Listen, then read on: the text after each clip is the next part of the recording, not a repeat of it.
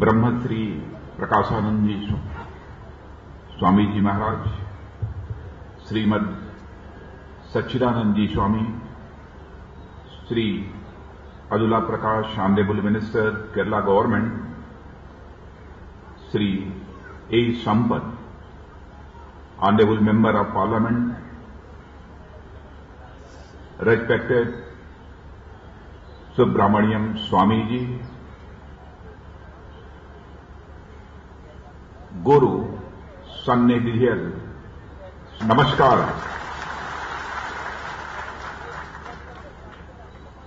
सबसे पहले तो इस मंच पर उपस्थित और साथ ही साथ मैदान में उपस्थित सभी संत और महात्माओं को मैं शीश झुकाकर नमन करता हूं। यह मेरा सौभाग्य है कि आज यहां पर शिवगिरी पिलग्रिमेज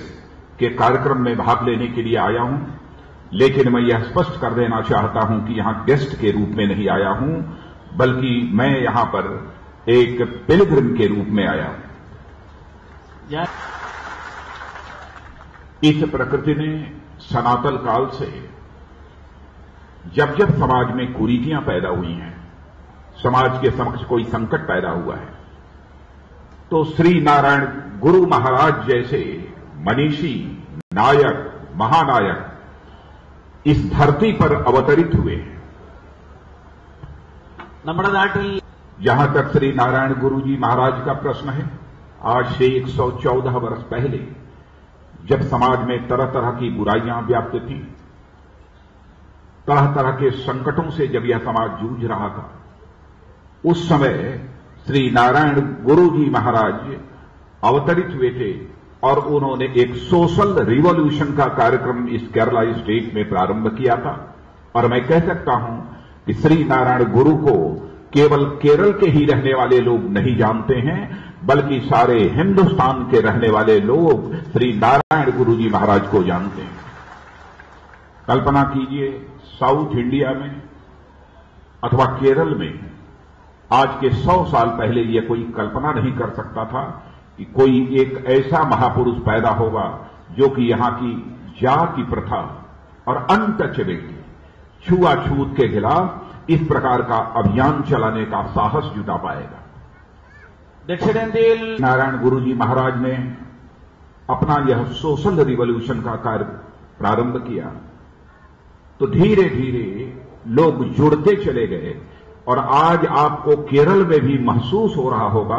कि जो कुछ भी श्री नारायण गुरु जी महाराज ने उस समय किया था, उसका परिणाम इस केरल की धरती पर भी दिख रहा है और इसे हिंदुस्तान की धरती पर भी दिख रहा है। श्री नारायण गुरु जी महाराज ने स्पष्ट रूप से जनता को, देशवासियों को यह संदेश दिया था कि यह जगत नश्वर है, नष्ट होने वाला है, इसलिए यहां पर किसी को जाति पाति के आधार पर, पंथ के आधार पर, धर्म के आधार पर कोई भेदभाव नहीं करना चाहिए, बल्कि जो समाज में आर्त हैं, दुखी हैं,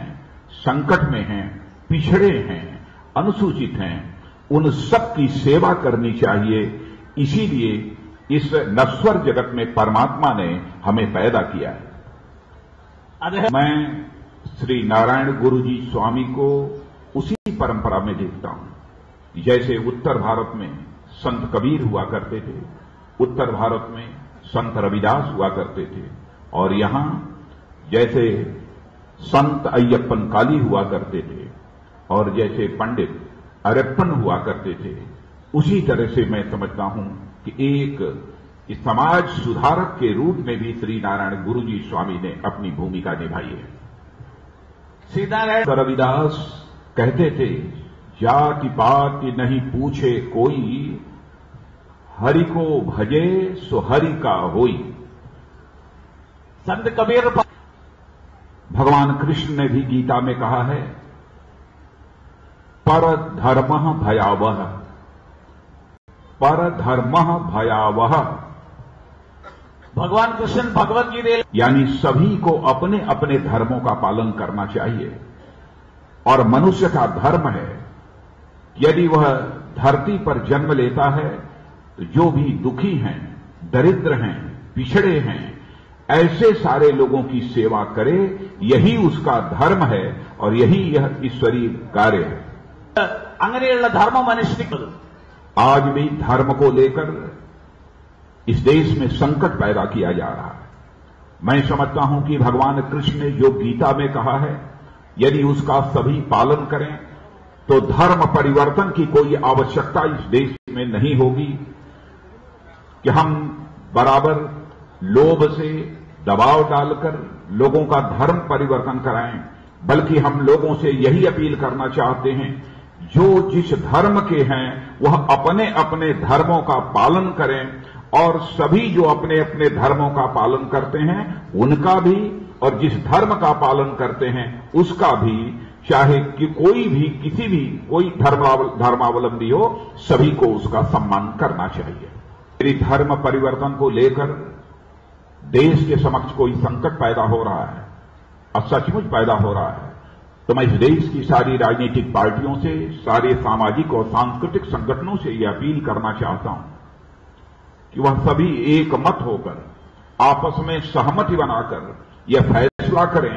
कि सभी अपने अपने धर्मों का पालन करें, कोई कन्वर्जन नहीं कराएगा। इसलिए एंटी कन्वर्जन बिल भी भारत के संसद में पारित किया जा सकता है। परम पूज्य श्री नारायण गुरु जी महाराज इस सच्चाई को समझते थे कि जब तक शिक्षा के प्रति लोगों का आग्रह नहीं होगा, जब तक लोग शिक्षा ग्रहण नहीं करेंगे, तब तक मैं जिस सामाजिक सुधार के लक्ष्य को हासिल करना चाहता हूं, वह सामाजिक सुधार के लक्ष्य को हासिल करना बहुत ही कठिन होगा। इसीलिए श्री नारायण गुरु जी स्वामी ने बराबर उस समय शिक्षा के ऊपर बल दिया था। ശ്രീനാരായണ ഗുരുദേവൻ നമ്മുടെ നാട്ടില് नारायण गुरु जी स्वामी यह चाहते थे शिक्षा के माध्यम से लोगों के अंदर ज्ञान पैदा हो और शिक्षा प्राप्त करके लोग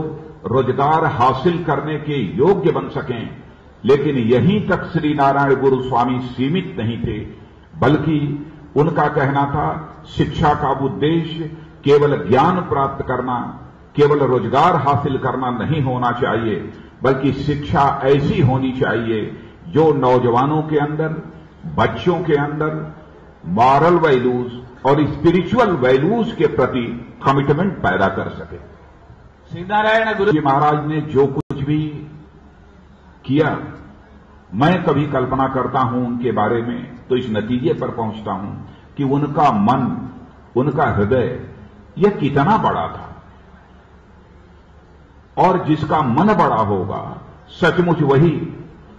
समाज सुधार जैसे इस प्रकार के कोई एक श्रेष्ठ कार्य का जीवन में संकल्प कर सकता है। दुखियों की, आर्त लोगों की, गरीबों की सेवा करने का संकल्प कर सकता है। श्रीनारायण गुरु होता है वही आध्यात्मिक होता है, वही स्पिरिचुअल होता है। छोटे मन का व्यक्ति कभी भी स्पिरिचुअल नहीं हो सकता है। और मेरा निश्चित रूप से यह मानना है कि व्यक्ति यदि जीवन में सुख प्राप्त करना चाहता है तो वह केवल धन के माध्यम से व्यक्ति को जीवन में सुख की प्राप्ति नहीं होगी, बल्कि यदि सुख की प्राप्ति और आनंद की प्राप्ति होगी तो अपना मन बड़ा करने से और पूरे समाज को अपना परिवार मानने से ही सुख की प्राप्ति हो सकती है।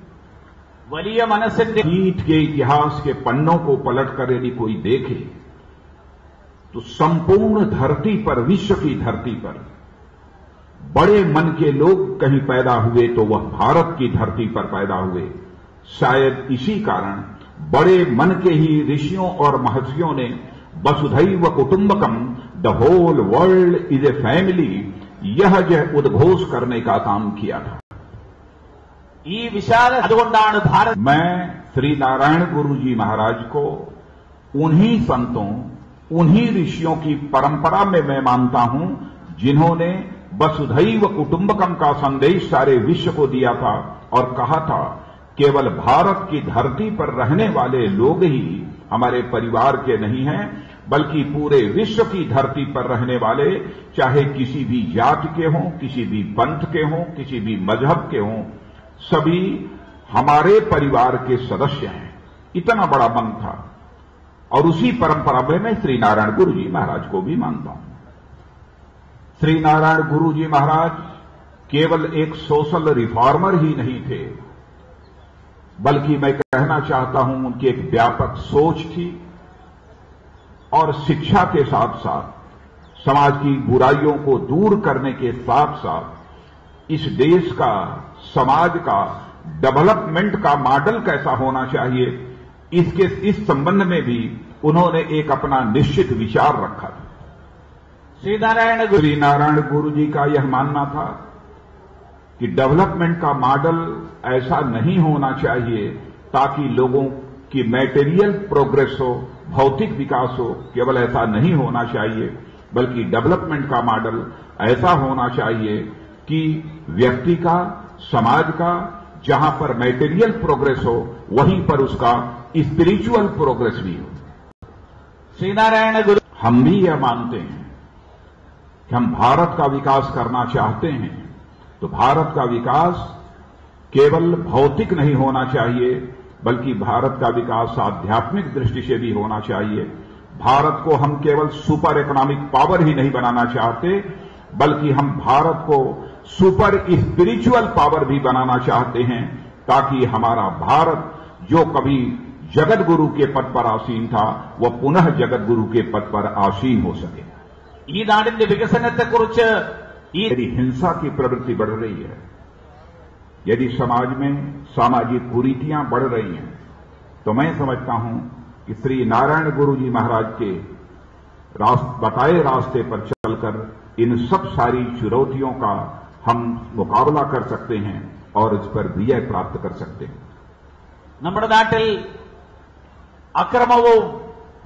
ज्यादा कुछ न कहते हुए मैं श्री नारायण गुरु जी की स्मृति को नमन करते हुए और आप सभी को धन्यवाद देते हुए अपना निवेदन समाप्त करता हूं। ശ്രീനാരായണ ഗുരുദേവൻ